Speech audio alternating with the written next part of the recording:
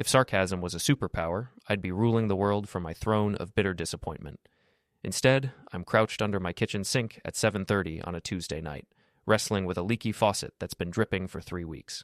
The wrench slips, my knuckles scrape against the pipe, and I bite back a curse that would make my old boxing coach proud. "Dad's such a loser." My daughter Zoe's voice drifts down from upstairs, probably broadcasting to her 1,000 TikTok followers. "Eric makes Mom actually smile, you know? Like, when's the last time Dad made anyone happy?" The wrench clatters to the floor. I stay frozen under the sink, listening. "Honey, keep your voice down," Natalie whispers, but not quietly enough. My wife of 15 years, the woman who used to laugh at my terrible jokes, now discusses my failures like I'm some broken appliance she's planning to replace. "Why? He can't hear us from down there. Besides, Eric says real men don't hide under sinks when their families need them." Eric, my gym buddy, the guy I've been spotting on bench press for 2 years, who comes over for Sunday football, who borrowed my truck last month to move his furniture. The same Eric who's apparently been making my wife smile in ways I haven't managed lately. I slide out from under the sink, my back aching from the cramped position. At 42, my body reminds me daily that my amateur boxing days are long behind me. The mirror above the sink shows a man who's seen better decades, graying temples, crow's feet, and the soft belly of someone who manages a failing hardware store instead of training for fights. "Dinner?" Natalie calls from the dining room, her voice artificially cheerful. I wash my hands slowly, buying time to process what I've heard. 3 weeks of late nights at the office. 3 weeks of cold shoulders and one-word answers. 3 weeks of feeling like a stranger in my own house. Now it all makes sense. The dining room feels like a courtroom as I take my usual seat. Natalie has prepared my favorite meal, pot roast with mashed potatoes, which immediately makes me suspicious. She only cooks elaborate dinners when she's feeling guilty about something. "Smells great," I say, forcing a smile. Zoe doesn't look up from her phone. At 16, she's mastered the art of being physically present while mentally checked out. Her dark hair falls across her face like a curtain, hiding whatever judgment she's passing on her pathetic father. Before we dive deeper into this story, I have one small request. Please subscribe, drop a like, comment, and hit that hype button to boost this channel so more people can discover these incredible Reddit stories. I have something important to discuss, Natalie begins, setting down her fork with the precision of someone who's rehearsed this moment. She's still beautiful at 38, with the kind of sharp intelligence that made her one of the city's most successful architects. Tonight, she's wearing the blue dress I bought her for our anniversary, a choice that feels deliberately cruel. "Shoot," I say, cutting into my pot roast. "I've been unhappy for a long time, David. We both know this marriage hasn't been working." Here it comes. I keep chewing, my face neutral, but my mind races ahead to the inevitable conclusion. I've found someone who makes me feel alive again, someone who appreciates me. Zoe finally looks up, her eyes bright with anticipation. She knows what's coming. They've probably discussed this, mother and daughter united in their disappointment with dear old Dad. "Eric and I have been seeing each other for 4 months. We're in love, and I want a divorce." The silence stretches like a rubber band about to snap. Natalie watches me expectantly, probably hoping for tears or rage or some dramatic reaction she can use to justify her betrayal. Zoe holds her phone ready, no doubt prepared to document my breakdown for social media. Instead, I reach for my phone and open the photo gallery. 3 weeks ago, when I started noticing Eric's nervous behavior at the gym, I installed a small camera in his locker. Call it paranoia or intuition, but something about his guilty glances and sudden interest in my marriage triggered my suspicions. The photos I captured are quite revealing. Eric in compromising positions with not one, not two, but 3 different women in the gym's back office, including Jen, Natalie's best friend, and surprisingly Mrs. Patterson from down the street. I select the most explicit image, Eric with Jen bent over the weight bench, and airdrop it to his phone. I know he's here because his truck is parked outside, and knowing Eric, he's probably waiting in the living room for his grand entrance. "That's wonderful news," I say calmly, taking another bite. "You should call Eric in here so we can celebrate properly." Natalie blinks, clearly thrown by my reaction. He's not here. His truck says otherwise. "Eric," I call toward the living room. "Come join the party." Heavy footsteps approach, and Eric appears in the doorway. He's everything I'm not. 6'2", broad shoulders, perfect teeth, and the kind of easy confidence that comes from never having to manage a failing business or disappoint anyone. His phone buzzes in his hand. "Hey, David," he says, his voice uncertain. "Natalie told you?" "She did indeed. Congratulations on your engagement." Eric's face goes white as he looks at his phone screen. His mouth opens and closes like a fish gasping for air. The color drains from his cheeks so quickly I worry he might faint right there in my dining room. "You sick freak," he whispers, staring at the image. "Problem?" I ask innocently. I can't. This is... He looks at Natalie, then at me, then back at his phone. "I have to go."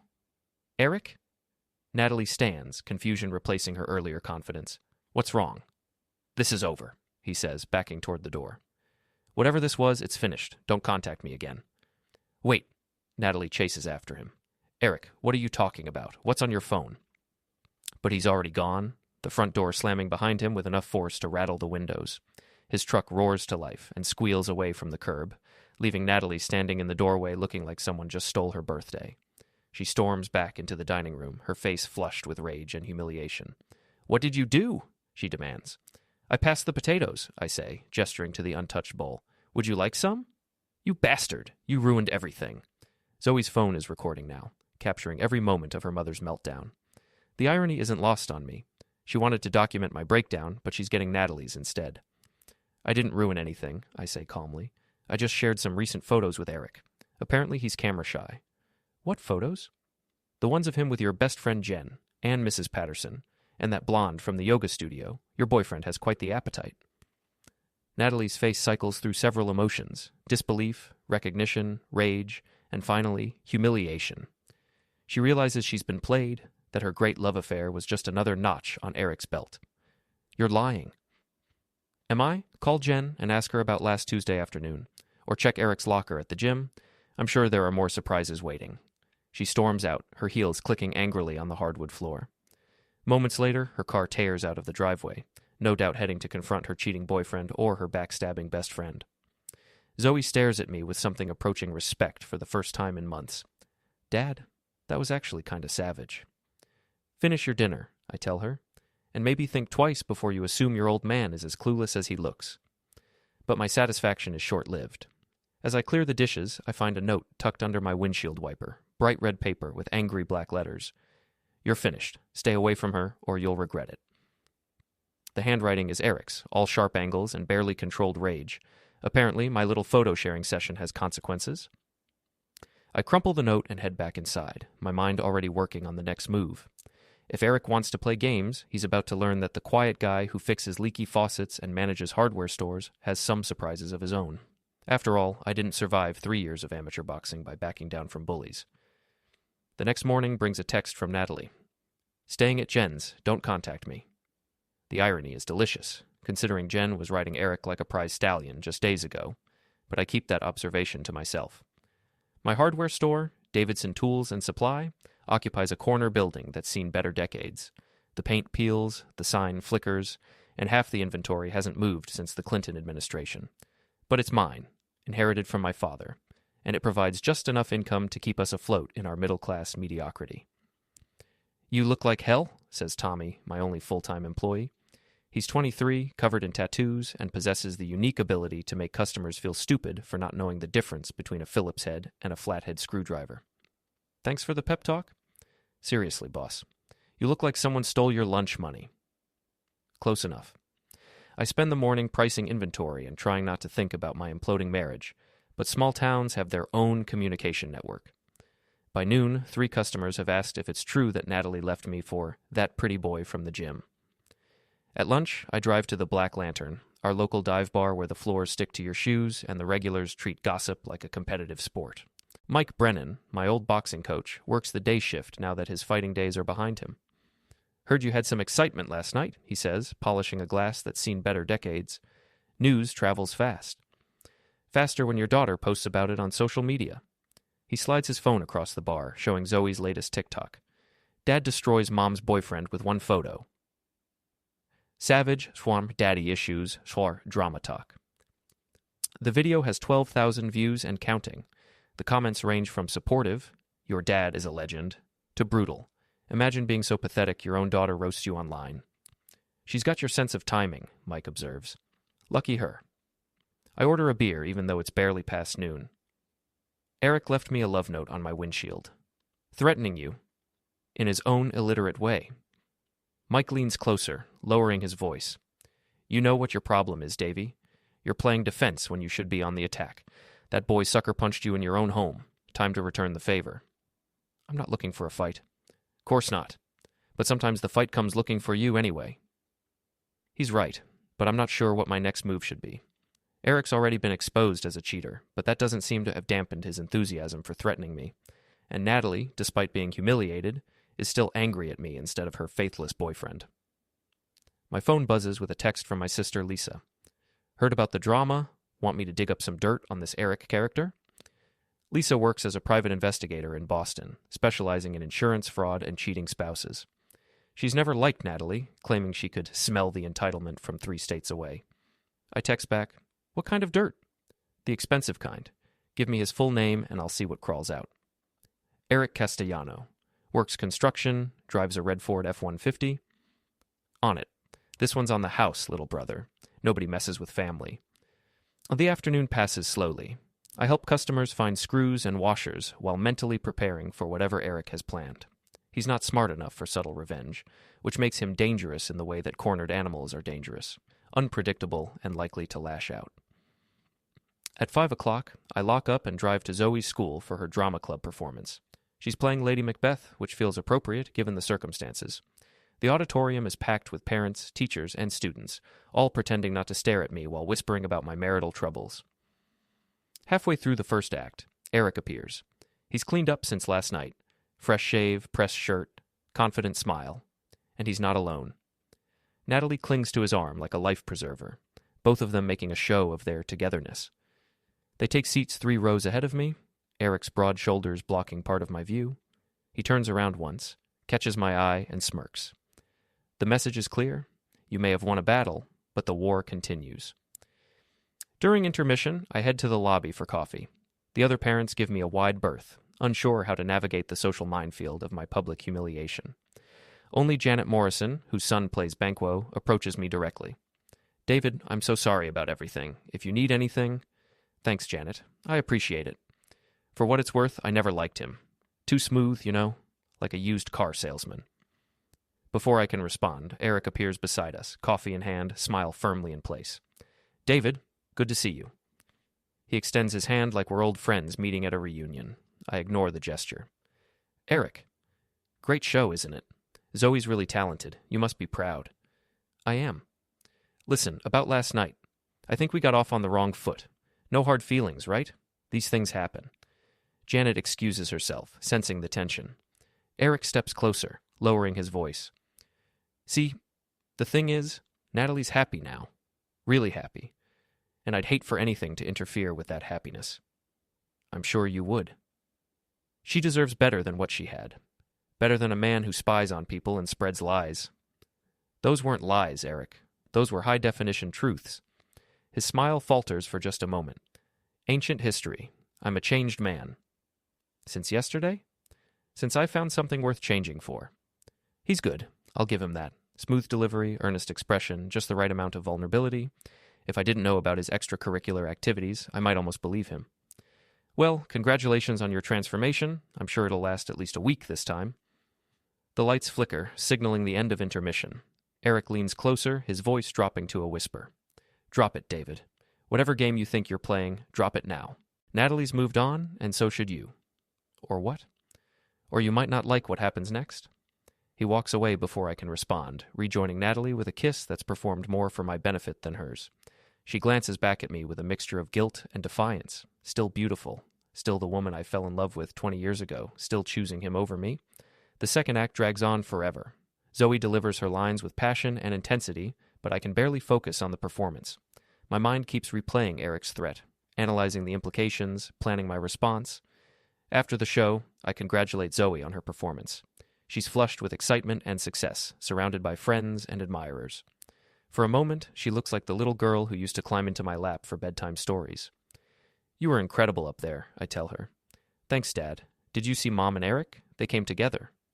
"I saw. Are you okay with that?" It's a loaded question from a 16-year-old who's trying to navigate her parents' divorce while maintaining her social media presence. I choose my words carefully. "I want your mother to be happy, and I want you to know that whatever happens between us adults, it doesn't change how much I love you." She hugs me then, briefly, before her friends sweep her away to the cast party. I watch her go, wondering how much of her childhood I'm about to sacrifice on the altar of my pride. Outside, Eric and Natalie are saying goodbye to other parents, playing the perfect couple. He has his arm around her waist. She's laughing at something he whispered, and they look genuinely happy together. Maybe I should let it go. Maybe I should accept that my marriage is over, that Natalie has found someone who makes her smile, that fighting this will only hurt Zoe and make me look pathetic. Then Eric catches my eye across the parking lot and gives me that same smug smirk. He whispers something to Natalie, and she glances my way with an expression of pity mixed with contempt. That settles it. If Eric wants a war, he's about to get one. I walk to my car, fishing my phone from my pocket. Lisa has already sent a preliminary report. Your boy Eric has gambling debts, 3 outstanding loans, and a recent bankruptcy. Also, his ex-wife is fighting for custody of their 2 kids. Want me to keep digging? I text back, dig deeper and find out everything you can about Jen Patterson, too. The best friend, this is getting interesting. It's about to get a lot more interesting. As I drive home, I pass Eric's truck parked outside Natalie's office building. Apparently, they're working late tonight, probably planning their future together in the conference room where she designs buildings and he destroys marriages. But I'm not the same man who got blindsided at dinner last night. That guy was playing defense, reacting to other people's moves, letting life happen to him. This guy is about to start playing offense. My phone buzzes at 6 a.m. with a text from Lisa. Jackpot. Call me. I slip out of bed, sleeping in the guest room now, and take the call in my kitchen, where the leaky faucet still drips like a metronome marking time until my revenge. Your boy Eric is a walking disaster, Lisa begins without preamble, owes $40,000 to various creditors, including some very unfriendly types in Boston. His construction business is 3 months behind on payroll, and the IRS has a lien on his equipment. Interesting. What about Jen? Now that's where it gets juicy. Jennifer Patterson, age 36, married to Robert Patterson for 12 years. But here's the kicker. She's been embezzling from her husband's dental practice. Small amounts, but consistent. About $30,000 over 2 years. How did you find that out so quickly? I have my methods. Also, she's been having affairs for years. Eric's just the latest in a long line of boy toys. Your wife might be the other woman, but she's not the only woman. The pieces click into place. Jen isn't just Natalie's best friend. She's her mentor in infidelity, teaching my wife how to justify betrayal and dress it up as self-actualization. There's more, Lisa continues. Eric's ex-wife, Michelle, has been trying to prove he's an unfit father. She's got documentation of his gambling, his debts, and his wandering eye. One more scandal, and she'll get full custody of their kids. Send me everything you have. Already in your email. David, be careful with this information. Some of it was obtained through creative means? I understand. Do you? Because once you use this stuff, there's no going back. Eric and his friends won't just leave you alone. They'll want revenge. They want revenge anyway. At least this way, I go down swinging. After Lisa hangs up, I spend an hour reviewing her files. Eric's financial records paint a picture of a man living far beyond his means, borrowing money to maintain an image of success. Jen's embezzlement is documented with bank statements and forged invoices. Together, they have enough secrets to sink both their marriages and their reputations. But information is only powerful if you know how to use it. At the hardware store, I draft an anonymous email to Eric's creditors, helpfully providing his current address and work schedule. Then I compose a more delicate message to Robert Patterson's office manager, suggesting she might want to review the practice's financial records for irregularities. Tommy notices my improved mood immediately. You're whistling, he observes. Yesterday you looked like a man attending his own funeral, and today you're whistling. What changed? I remembered something my father used to say. The best revenge is a life well lived. But the second best revenge is watching your enemies destroy themselves. Your dad sounds like a wise man. He was also a mean son of a gun when someone crossed him.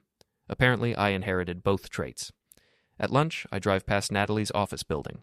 Eric's truck is parked in the same spot as yesterday, which means he's spending his days there instead of working construction sites. Either his business is even worse than Lisa discovered, or he's moved in as Natalie's kept man. The Black Lantern is busier than usual for a Wednesday afternoon. Mike waves me over to my usual stool, but I notice several other patrons watching me with undisguised curiosity. Small-town drama is better than television, and I'm apparently the star of this season's most popular show. You look better today, Mike observes. I feel better. Amazing what a good night's sleep can do. Or a good plan for revenge. I have no idea what you're talking about. Sure you don't. But hypothetically, if a man was planning to get even with someone who wronged him, what would you advise? I consider the question while sipping my beer. Hypothetically, I'd say patience is a virtue. Good things come to those who wait, and sometimes the best way to destroy your enemies is to give them enough rope to hang themselves. Hypothetically speaking. Of course. My phone buzzes with a text from Zoe. Mom wants to have dinner tonight. All three of us. Says it's important. I text back. Where? Rosario's, 7 o'clock. Rosario's is the nicest restaurant in town, the kind of place you take someone when you want to impress them or deliver important news. It's also public enough that Natalie probably expects me to behave myself, to accept whatever decision she's made with grace and dignity. She's about to be disappointed. I spend the afternoon making preparations, a quick stop at the electronics store for a small recording device, another stop at the print shop for some special business cards, finally a visit to my old friend Danny, who owns the towing company and owes me several favors. At 7 o'clock sharp, I arrive at Rosario's to find Natalie already seated at a corner table, looking nervous. She's wearing the black dress she wore to our first date 20 years ago, which strikes me as either sentimental or cruel. You look beautiful, I tell her and mean it. Thank you. You look better than expected. I've had time to process everything, to think about what's best for everyone involved. Relief flashes across her face. I'm glad. I was worried you might make this difficult. Why would I do that? You found someone who makes you happy. Isn't that what matters? Zoe arrives 10 minutes later, sliding into the booth beside her mother. She's dressed up for the occasion, heels, makeup, the works, and carries herself with the confidence of someone who thinks she's about to witness her father's final surrender. So, Natalie begins after we've ordered, I wanted to talk to you both about the future. David, I know this is hard, but I think we can handle the divorce amicably. For Zoe's sake. Absolutely. I want what's best for our daughter. Eric and I have been talking, and we think it would be better if Zoe lived with us full time. You could have visitation rights, of course, but Eric thinks that, does he? We both think it. Zoe needs stability, and your situation right now? My situation? Natalie glances around the restaurant, lowering her voice. The store is struggling. Your apartment above it isn't suitable for a teenager. And honestly, David, you're not handling this well. The photos, the threats. What threats? Eric told me about your confrontation at the school, the things you said. I lean back, genuinely amused. And you believed him? Why would he lie? Why would he cheat on you with your best friend? Natalie's face flushes. That's in the past. People change. Do they? Zoe, show your mother Eric's Instagram from last night. Zoe reluctantly pulls out her phone, scrolling through social media. Her expression changes as she finds what I'm looking for. Mom, he posted pictures from Murphy's Tavern. With some blonde woman, last night while you were working late. Natalie grabs the phone, studying the images. Eric's arm is around a woman I don't recognize, both of them laughing and clearly intoxicated. The timestamp shows 11 p.m., 3 hours after Natalie texted me that she was staying late at the office. He was just, this doesn't mean anything. Doesn't it? Zoe, show her the one from Monday night. More photos, different woman, same intimate poses. Natalie's face goes pale as she realizes the pattern. He's playing you, Mom, Zoe says quietly. Just like Dad said. Your father is manipulating both of us, Natalie snaps, but her voice lacks conviction.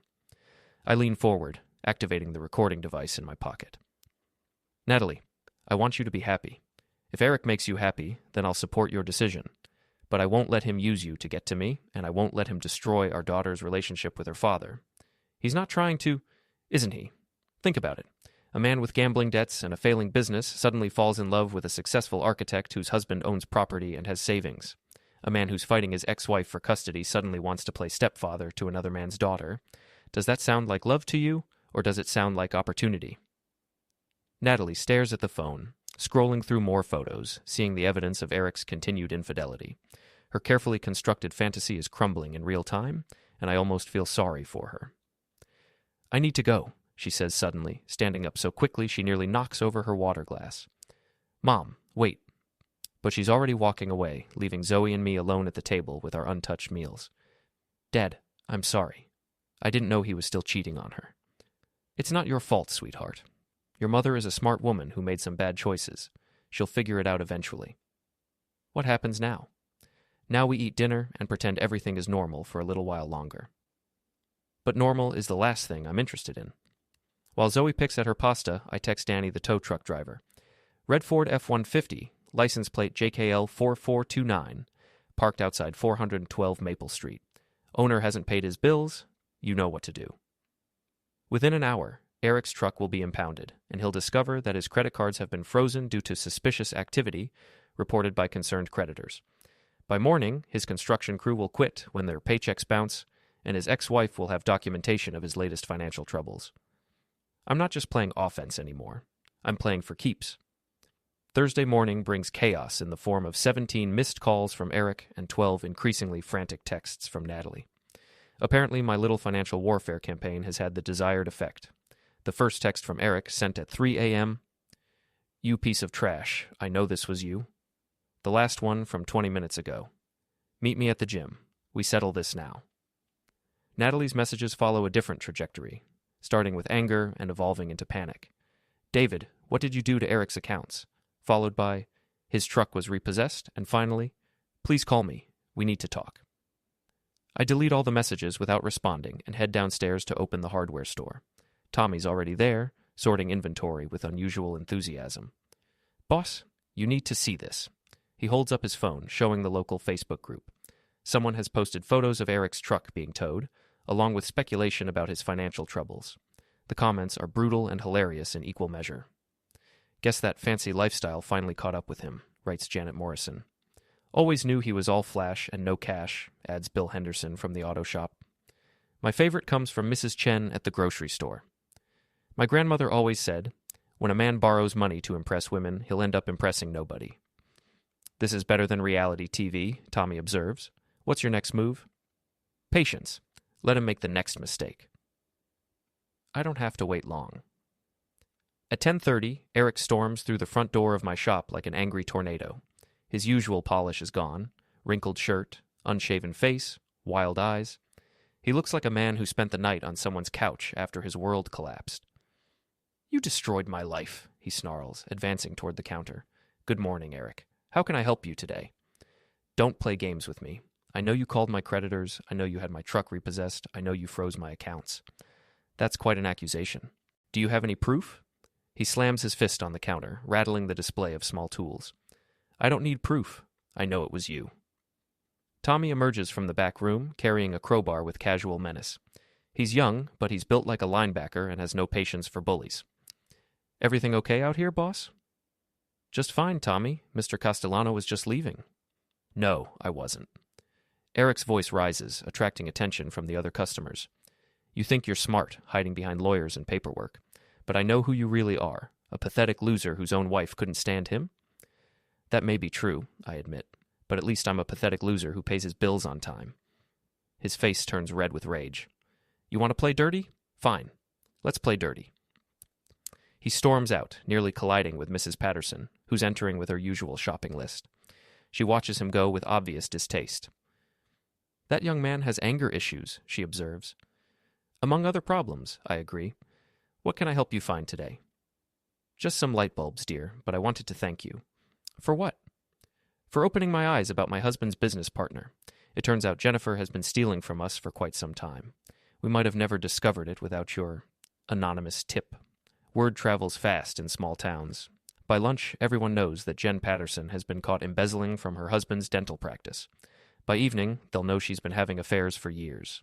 By tomorrow, she'll be the most talked-about woman in town for all the wrong reasons.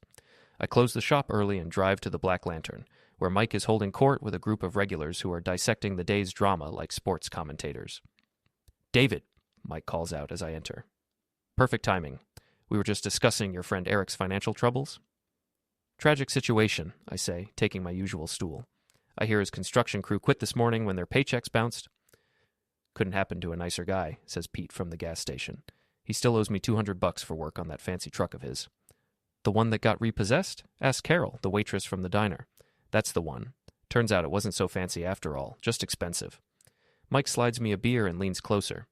Word is, he's been staying at the motel on Route 9 and paid cash for 3 nights, which is all he could afford. Rough times for everyone, I say sympathetically. My phone buzzes with a text from Lisa. Eric's ex-wife filed for emergency custody this morning. His recent financial troubles were the final straw. Also, the blonde from his Instagram photos is married to a state trooper who's very interested in having a conversation with Eric. I text back, "Anything else?" Jen Patterson's husband filed for divorce and reported the embezzlement to the police. She's been arrested. Busy day for everyone. You're enjoying this, aren't you? I'm enjoying justice being served. But the truth is more complicated. Part of me does enjoy watching Eric's carefully constructed life crumble, seeing him face consequences for his actions. But another part of me feels hollow, like I'm winning a war that's costing me everything I actually cared about. Natalie hasn't spoken to me directly since dinner last night. Zoe is caught between loyalty to her mother and growing respect for her father's tactical skills. And I'm becoming someone I'm not sure I like. Calculating, ruthless, focused on revenge instead of healing. My brooding is interrupted by the arrival of Officer Jim Bradley, my old high school classmate who now works for the local police department. He takes the stool next to mine and orders coffee, which means he's on duty and this isn't a social call. "David, we need to talk." "About what?" "Eric Castellano filed a complaint against you this afternoon. Says you're harassing him, interfering with his business, making threats." "That's interesting. What kind of threats?" "He claims you've been following him, taking pictures, calling his creditors with false information." I sip my beer thoughtfully. "Jim, you've known me for 30 years. Do I strike you as the stalking type?" "No, but you do strike me as the type who might get creative when someone messes with his family." "Creative how?" "The kind of creative that uses public records and social media to expose someone's dirty laundry without technically breaking any laws." He's fishing, trying to get me to admit something that could be used against me, but I didn't survive 3 years of amateur boxing by telegraphing my punches. "I'm flattered that you think I'm that clever, but I'm just a guy who sells hammers and screwdrivers. If Eric's having financial troubles, maybe he should look at his spending habits instead of blaming other people." Jim finishes his coffee and stands. "Just be careful, David. This thing between you and Eric is escalating, and someone's going to get hurt if it doesn't stop." I appreciate the concern, but Eric's the one making threats and causing scenes in my store. If anyone should be worried about escalation, it's me. After Jim leaves, Mike refills my beer and shakes his head. "You're walking a tightrope, Davy.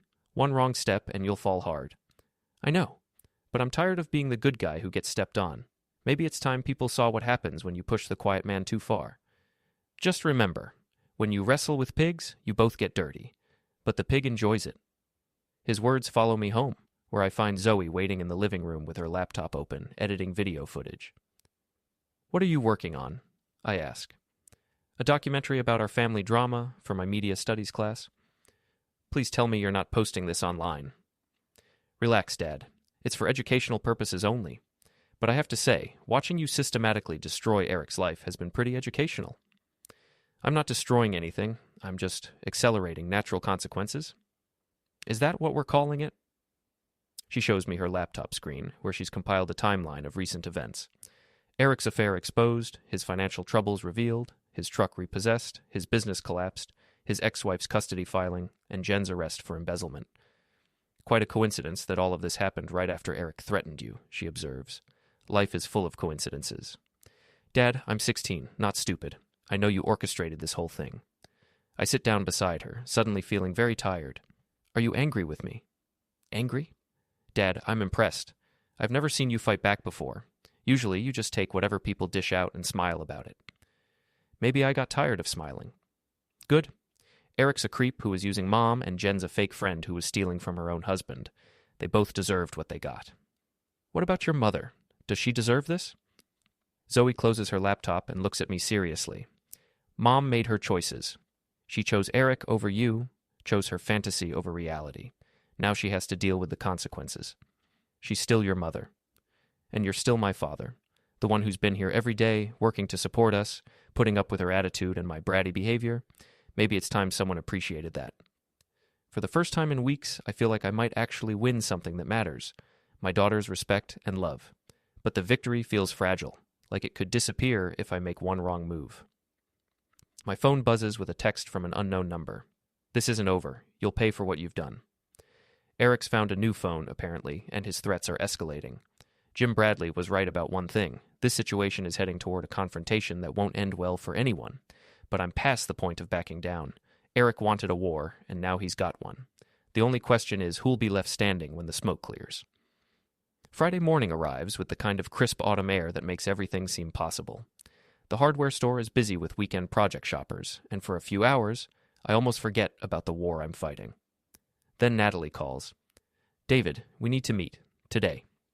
Her voice is strained, exhausted, like someone who hasn't slept in days. About what? About ending this insanity before someone gets seriously hurt. We agree to meet at Riverside Park at noon, neutral territory where we can talk without an audience. I arrive first, choosing a bench near the playground where we used to bring Zoe when she was small. The irony isn't lost on me, discussing the end of our marriage in the same place where we once planned our future. Natalie arrives 10 minutes late, looking older than her 38 years. Her usual polish is gone, replaced by the hollow-eyed exhaustion of someone whose world has collapsed overnight. You look tired, I say. I haven't slept since Tuesday. Eric's been staying at my apartment, and he's not handling this well. How so? He drinks now, all day, and he talks about getting revenge on you, making you pay for ruining his life. I didn't ruin his life, Natalie. I just exposed what was already there. She sits down beside me, maintaining careful distance. Did you really have his truck repossessed? Freeze his bank accounts? I made some phone calls to people he owed money to. What they did with that information was their choice. And Jen? Did you turn her into Robert? I suggested he might want to review his books. What he found was between them. She's quiet for a long moment, watching children play on the swings. I've made a terrible mistake, haven't I? We all make mistakes. No, David, this was more than a mistake. I don't know what this was. Temporary insanity, midlife crisis. I threw away 20 years of marriage for a man who was using me. What do you want me to say? I want you to say you'll forgive me, that we can work this out, go to counseling, rebuild what we had. The words hang in the air between us like a bridge I'm not sure I want to cross. 3 weeks ago, I would have jumped at the chance to save our marriage. But 3 weeks ago, I was a different man. What about Eric? I told him it was over this morning. He didn't take it well. Define didn't take it well. He put his fist through my kitchen wall, said if he couldn't have me, he'd make sure you couldn't either. A chill runs down my spine. Did he threaten you? Not directly. But David, he's not stable. I think he might do something stupid. Like what? I don't know. But he's been asking questions about your schedule, where you go, when you're alone, and he's been drinking with some of his construction buddies talking about teaching you a lesson. This changes everything. I can handle Eric's financial troubles and public humiliation, but if he's planning physical violence, innocent people could get hurt. Where is he now? I don't know. He left after I broke up with him, said he had some business to take care of. My phone buzzes with a text from Tommy. Boss, some guys are here asking questions about you. They don't look friendly. I have to go, I tell Natalie. David, wait. What about us? What about our marriage? I don't know, Natalie. I honestly don't know. I drive back to the hardware store faster than I should, my mind racing through possibilities. Eric's desperate, humiliated, and apparently recruiting help for whatever he's planning. This isn't about revenge anymore. It's about survival. The store looks normal from the outside, but Tommy meets me at the door with obvious relief. 3 guys were here about an hour ago, he reports. Big guys, construction types. They asked when you usually work alone, whether you stay late, stuff like that. I told them you were unpredictable, sometimes here early, sometimes late, never the same schedule twice. Good thinking. What did they look like? 2 white guys, 1 Hispanic, all built like they lift heavy things for a living. The leader had a scar on his left cheek. Looked like an old knife wound. I know exactly who he's describing. Ray Martinez, one of Eric's former employees who was laid off when the business collapsed. He's got a reputation for solving problems with his fists and asking questions later. Tommy, I want you to close early today. Go home, stay there, and don't come back until Monday. Boss, if there's trouble, there might be, and I don't want you caught in the middle. This is between me and Eric. After Tommy leaves, I lock the front door and flip the sign to closed. Then I call Lisa. I need a favor, I tell her when she answers. What kind of favor? The kind that might keep me from getting beaten to a pulp by 3 construction workers. David, what have you gotten yourself into? I explain the situation while checking the locks on all the doors and windows. The store has a security system, but it's designed to catch burglars, not prevent assaults. You need to call the police, Lisa says. And tell them what? That my wife's ex-boyfriend might be planning to hurt me? They'll file a report and do nothing until after I'm in the hospital.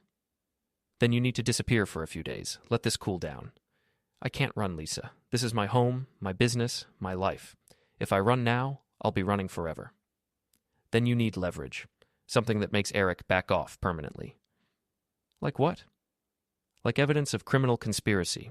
If Eric's recruiting muscle to assault you, that's a felony. Get proof, and you can put him away for years. The idea has merit, but it requires getting close enough to Eric and his friends to record their plans. A dangerous proposition for someone whose boxing skills peaked 20 years ago. I have another idea, I tell Lisa, but I'm going to need your help, and it's going to be risky. I'm listening.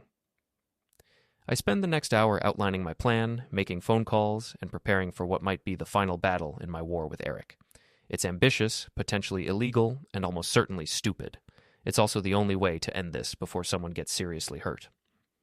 At 6 o'clock, I leave the hardware store and drive to the Black Lantern, making sure Eric's friends can follow me if they're watching. Mike is working the evening shift, and the bar is crowded with the usual Friday night crowd. You look like a man with something on his mind, Mike observes as he pours my beer. Just thinking about old times. Remember when we used to spar at the gym? You always said I had a good right cross but telegraphed my punches. Still true, probably. Why? Just wondering if I still remember how to throw one. Mike studies my face, reading the subtext. Davey, whatever you're planning, be smart about it. There's no shame in walking away from a fight you can't win. What if walking away means running for the rest of my life? Then you make sure you win. At 7:30, I pay my tab and head for the door. In the parking lot, I spot a familiar pickup truck. Not Eric's repossessed Ford, but Ray Martinez's battered Chevy. 3 men sit inside, trying to look casual while watching my every move. Perfect. The trap is set. I drive slowly through downtown, giving them plenty of opportunity to follow, then turn onto the old industrial road that leads to the abandoned textile mill. It's the perfect spot for what Eric has planned. Isolated, no witnesses, plenty of places to hide a body if things go wrong. But I'm not planning to be the victim tonight. My phone buzzes with a text from Lisa. In position. Recording equipment is active. Try not to get yourself eliminated before we get what we need. The mill's parking lot is dark and empty, exactly as I expected. I park near the main entrance and wait, my heart pounding with a mixture of fear and anticipation. This is either the smartest thing I've ever done or the stupidest, and I won't know which until it's over. Ray's truck pulls up 50 yards away. 3 doors slam, and 3 large shapes advance through the darkness. I get out of my car, leaving the door open and the engine running, just in case I need to make a quick escape. David Davidson, Ray calls out, his voice echoing off the empty buildings. Time for a conversation. I'm listening. Eric says you've been causing him trouble. Says you need to learn some manners. Eric says a lot of things, most of them aren't true. The 3 men spread out, forming a semicircle around me. Professional intimidation tactics, designed to make me feel trapped and helpless, but I'm not the same man who got blindsided at dinner 2 weeks ago. Here's how this works, Ray continues. You're going to call off your dogs. Stop messing with Eric's business. Stop spreading lies about him. Stop trying to ruin his life. And if I don't? Then we teach you some respect the hard way. Interesting proposition, but I have a counteroffer. I pull out my phone and activate the recording app, holding it up so they can see the screen. Ray Martinez, unemployed construction worker with 2 assault convictions. Tony Ricci, currently on probation for aggravated battery. And you must be Steve Walsh, who's supposed to be in anger management classes right now instead of threatening people in parking lots. Their confident expressions falter. Lisa's research was thorough, as always. You see, gentlemen, conspiracy to commit assault is a felony, and thanks to modern technology, I have everything you just said recorded in high definition. 1 phone call to my friend at the district attorney's office, and you'll all be back in county lockup before midnight. You're bluffing, Ray snarls, but his voice lacks conviction. Am I? Steve, how many more violations can you afford before they revoke your probation? Tony, what happens to your custody arrangement if you catch another battery charge? Ray, think your girlfriend will wait for you if you're doing 5 to 10 for conspiracy? The 3 men exchange uncertain glances. This isn't going according to their plan. But here's the thing, I continue, taking a step forward. I'm not interested in sending you to prison. You're just hired muscle, following orders from a desperate man. It's Eric I want. What are you talking about? I'm talking about a deal. You walk away right now, forget this ever happened, and I delete this recording. Or you can try to beat me up, get arrested for felony assault, and spend the next few years explaining to your cellmates how you got outsmarted by a guy who sells screwdrivers for a living. Ray looks at his companions, then back at me. And Eric? Eric's my problem, not yours. Walk away, and you're free and clear. For a moment, the parking lot is silent except for the distant hum of traffic on the highway. Then Ray nods slowly. Come on, guys. This isn't worth it. They retreat to their truck, engines start, and taillights disappear into the night. I'm alone in the darkness, shaking with adrenaline and the realization that I just faced down 3 dangerous men with nothing but information and attitude. My phone rings. Lisa. "Did you get what we need?" I ask. Every word, crystal clear. "But David, this isn't over. Eric's going to be furious when his muscle doesn't deliver." I'm counting on it. Desperate men make stupid mistakes, and I want Eric to make the biggest mistake of his life. What's the next move? Now we wait, and when Eric shows up to finish what his friends couldn't, we'll be ready for him. I drive home through empty streets, past houses where normal families are settling in for quiet Friday evenings. Tomorrow is the annual neighborhood block party, where everyone gathers to pretend we're one big happy community. It's going to be the perfect stage for the final act of my revenge. Saturday morning dawns, clear and cold, perfect weather for the Maple Street block party. By 9 a.m., neighbors are setting up tables and grills, hanging decorations, and preparing for an afternoon of forced community bonding. I watch from my window as families emerge from houses, carrying covered dishes and folding chairs, everyone pretending not to notice the drama that's been unfolding in their midst. Zoe appears in my kitchen, already dressed for the party in jeans and a sweater that makes her look older than 16. "Mom called," she announces. "She wants to know if you're coming to the block party." "What did you tell her?" "That you wouldn't miss it for the world." "Smart girl." "Dad, are you really going to do this?" "Whatever you're planning." I pour coffee and consider the question. "Do you remember when you were 8 and that kid Marcus was bullying you at school?" "Yeah, you told me to stand up to him." "And what happened?" "He backed down. Bullies usually do when someone fights back. Eric's just a bigger version of Marcus. Same tactics, same weaknesses."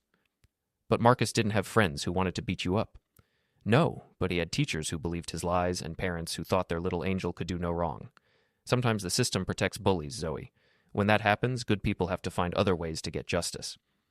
She hugs me then, fierce and quick. "Just be careful, okay? I don't want to lose you too." At 11 o'clock, I walk down to Maple Street, where the block party is in full swing.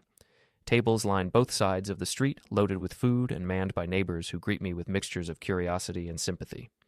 Everyone knows about my marital troubles, Eric's financial collapse, and Jen's arrest. I'm the star of the neighborhood's favorite soap opera. "David," Janet Morrison waves me over to her table. "How are you holding up?" "One day at a time, Janet. Thanks for asking." "If you need anything at all, just let us know. We're all rooting for you." The support is genuine and touching, but it also means I have an audience for whatever happens next. Word travels fast in small communities. And by tonight, everyone will know how this story ends. I make the rounds, chatting with neighbors, sampling homemade cookies, and keeping one eye on the street. At 12:30, Natalie arrives with a covered dish and a nervous smile. She's dressed casually but carefully, like someone trying to blend in after a public scandal. "David, thank you for coming. I wasn't sure you would." "Wouldn't miss it. This is my neighborhood too." "About yesterday, what we discussed?" "Not here, Natalie. Not today." She nods, understanding that whatever resolution we might reach will have to wait until after the current crisis is resolved. At 1 o'clock, the party reaches full swing. Children run between tables, adults cluster in conversation groups, and someone starts a playlist of classic rock that's just loud enough to create a festive atmosphere. It's the kind of wholesome community gathering that makes small-town life appealing, at least on the surface. Then Eric arrives. He appears at the north end of Maple Street like a storm cloud, walking with the deliberate stride of a man who's made a decision he can't take back. He's cleaned himself up since yesterday. Shaved, pressed shirt, confident smile. But there's something wild in his eyes that wasn't there before. Conversations falter as neighbors notice him. Children are quietly called closer to their parents. The music seems too loud suddenly, inappropriate for whatever's about to unfold. Eric stops in the middle of the street, scanning the crowd until his gaze locks on mine. "Ladies and gentlemen," he calls out, his voice carrying over the music, "I'd like to say a few words, if you don't mind." Someone turns off the music. The silence that follows is heavy with anticipation and dread. "Most of you know me," Eric continues, turning slowly to address the entire gathering. "I'm Eric Castellano, and I've been dating Natalie Davidson. Or I was, until her husband decided to destroy my life." Murmurs ripple through the crowd. This isn't how block parties usually go. You see, David here didn't like the fact that his wife found someone who could make her happy, so he decided to get revenge. He called my creditors, had my truck repossessed, spread lies about my business, and turned my friends against me. "Eric, please." Natalie steps forward, her face pale with embarrassment. "This isn't the place." No, this is exactly the place, Eric snaps. These people should know what kind of man they're living next to. A man who destroys lives when he doesn't get his way. I step forward, my heart pounding but my voice steady. You're right, Eric. These people should know the truth. All of it. What's that supposed to mean? It means they should know about the gambling debts you couldn't pay, the employees you cheated out of wages, the women you were sleeping with while you were supposedly in love with my wife. Those are lies. Are they? Mrs. Patterson, would you like to tell everyone what you discovered about your husband's business partner? All eyes turn to Mrs. Patterson, who stands beside her husband looking both vindicated and embarrassed. Jennifer was stealing from us, she says quietly, for years, and she was having affairs with multiple men, including Eric. That's ancient history, Eric protests, but his confident facade is cracking. Is it? Zoe, would you mind showing everyone Eric's Instagram posts from this week? My daughter steps forward with her phone, her voice clear and strong. While he was telling my mom he loved her, he was posting pictures with other women, different woman every night. She holds up the phone, and neighbors crane their necks to see the evidence. Eric's face flushes red with rage and humiliation. You want to play this game? He snarls. Fine. Let's tell them about your father's little recording devices, about how he spies on people and blackmails them. Blackmail? I laugh, genuinely amused. Eric, I never asked you for money or favors. I just made sure people knew who you really were. You ruined everything. No, you ruined everything. I just documented it. The crowd watches our exchange like spectators at a tennis match, heads turning back and forth as we volley accusations. But I can see Eric's control slipping, his desperation growing. You know what? He reaches into his jacket, and for a terrifying moment, I think he might have a weapon. Instead, he pulls out a folded piece of paper. Let's talk about your perfect marriage, David. Let's talk about why Natalie really left you. He unfolds the paper and begins reading. This is from Natalie's diary, which she left at my apartment. David doesn't touch me anymore, doesn't see me. I feel invisible in my own marriage. Sometimes I wonder if he'd even notice if I disappeared. Natalie gasps, her face going white. Eric, you had no right. I met someone today who looked at me like I was beautiful. It's been so long since anyone looked at me that way. David used to, but now he just looks through me. The words hit like physical blows. Even in the middle of this public confrontation, hearing my wife's private thoughts about our marriage is devastating. That's enough, I say quietly. Oh, we're just getting started. I know I should feel guilty about the affair, but I don't. For the first time in years, I feel alive. David will never understand. He's content with his small life, his small dreams, his small world. Eric, stop. Natalie lunges for the paper, but he holds it out of reach. Sometimes I think the kindest thing would be to leave him. He deserves someone who can love his smallness, and I deserve someone who dreams bigger than a hardware store and a mortgage. The silence that follows is absolute. Even the children have stopped playing, sensing the weight of what they've just heard. I stand in the middle of my neighborhood, publicly humiliated in front of everyone I know, my marriage's most intimate failures exposed for entertainment. But instead of feeling destroyed, I feel something else entirely. Relief, clarity. The truth, even when it hurts, is still the truth. Thank you, Eric, I say calmly. What? Thank you for reading that. Because now everyone knows exactly what kind of man steals private thoughts from a woman's diary and uses them as weapons. Now everyone knows exactly what kind of man you are. I turn to address the crowd, my voice carrying clearly in the still air. Eric's right about one thing. I am a small man with small dreams. I run a hardware store that's been in my family for 30 years. I live in the same house where I grew up. I drive a 10-year-old car and shop at the same grocery store every week. Murmurs of sympathy ripple through the crowd, but I hold up a hand for silence. But here's what Eric doesn't understand about small dreams. They're built on something real. My store employs 3 people and serves this community. My marriage lasted 15 years and produced a daughter I'm proud of. My small life has meant something to the people in it. I take a step toward Eric, who's beginning to look uncertain. Eric's dreams are bigger, but they're built on lies. He borrows money he can't repay to buy things he doesn't need to impress people he doesn't respect. He tells women he loves them while sleeping with their friends. He promises employees paychecks he can't cover and clients work he can't deliver. Another step closer. So yes, I destroyed Eric's life. But it wasn't really a life. It was a performance, a con game, a house of cards waiting to fall down. I just gave it a little push. Eric's face is purple with rage now. You self-righteous piece of... But here's the thing about small men with small dreams, Eric. We know how to fight for what matters. And when someone threatens our family, our home, our community, we don't back down. I'm close enough now to see the sweat on his forehead, smell the alcohol on his breath. Last night, you sent 3 men to beat me up in a parking lot. Did you really think that would work? Did you think I'd be scared of Ray Martinez and his unemployed construction buddies? I don't know what you're talking about. Of course you don't. Just like you don't know about the recording I have of them threatening me. Just like you don't know about the conspiracy charges that are waiting for you if you ever try something like that again. Eric's eyes widen as he realizes the trap he's walked into. See? That's the difference between us, Eric. You make threats and hire other people to carry them out. But when I make a promise, I keep it myself. I reach into my jacket pocket and Eric flinches, probably expecting a weapon. Instead, I pull out a manila envelope. This contains copies of all the evidence I've gathered about your gambling debts, your business fraud, your tax evasion, and your conspiracy to commit assault. 1 copy goes to the district attorney, 1 to your ex-wife's lawyer, and 1 to the IRS.